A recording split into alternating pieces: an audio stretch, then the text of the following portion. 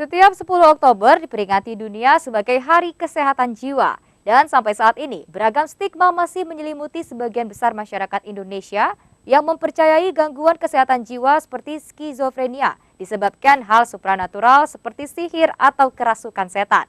Sama seperti warga lain, orang dengan skizofrenia atau ODS ini dapat pulih serta memiliki semangat dan harapan untuk hidup normal menata masa depan.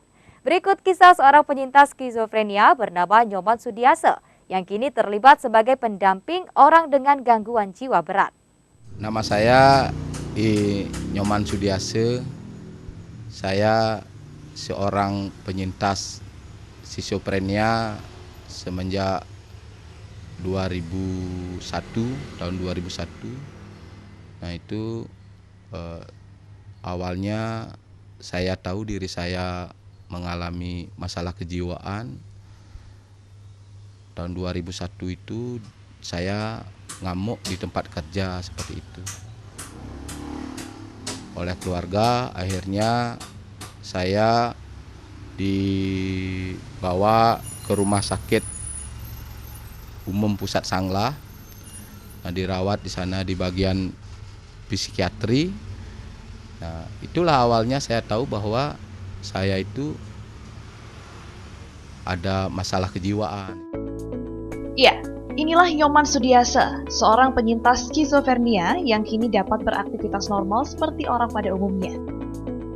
Sejak dinyatakan pulih dan kesehatan mentalnya stabil, di tahun 2015 Sudiase bergabung bersama dengan penyintas skizofrenia lainnya dalam komunitas peduli skizofrenia Indonesia atau KPSI Simpul Bali atas gagasan dari seorang psikiater bernama Dr. I Gusti Rai Putra Wiguna.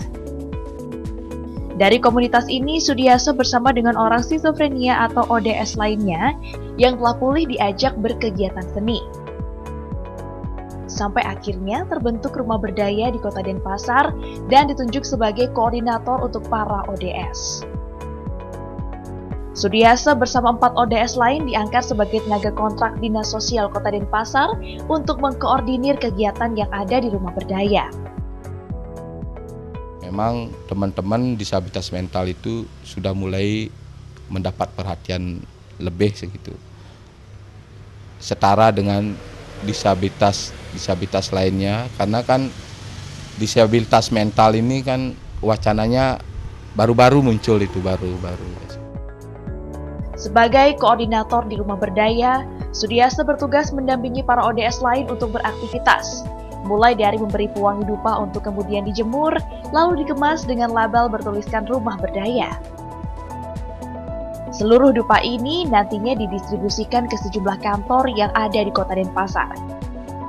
Sementara untuk para ODS yang mengemas dupa, per bungkusnya akan diberi upah Rp300. Selain mengemas dupa, ada juga kegiatan lain, seperti membuat minyak kelapa untuk dijual, menyablon kain, hingga mencuci motor. Sayangnya, selama masa pandemi juga mempengaruhi jumlah ODS yang datang ke rumah berdaya.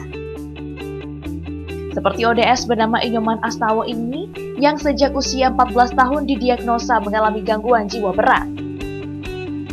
Sebelum pandemi, Astawa yang kini berusia 45 tahun ini kerap datang ke rumah berdaya menggunakan fasilitas antarjemput.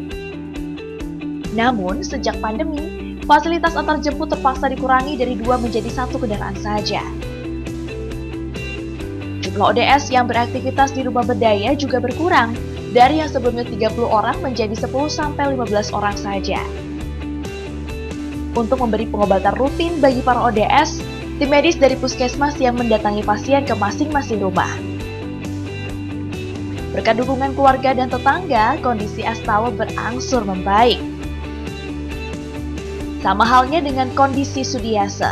Sudiase dapat membuktikan bahwa skizofrenia dapat memiliki masa depan yang cerah seperti orang normal pada umumnya. Keluarga yang sama seperti saya ini, ya sebaiknya kita janganlah dia ditentang gitu.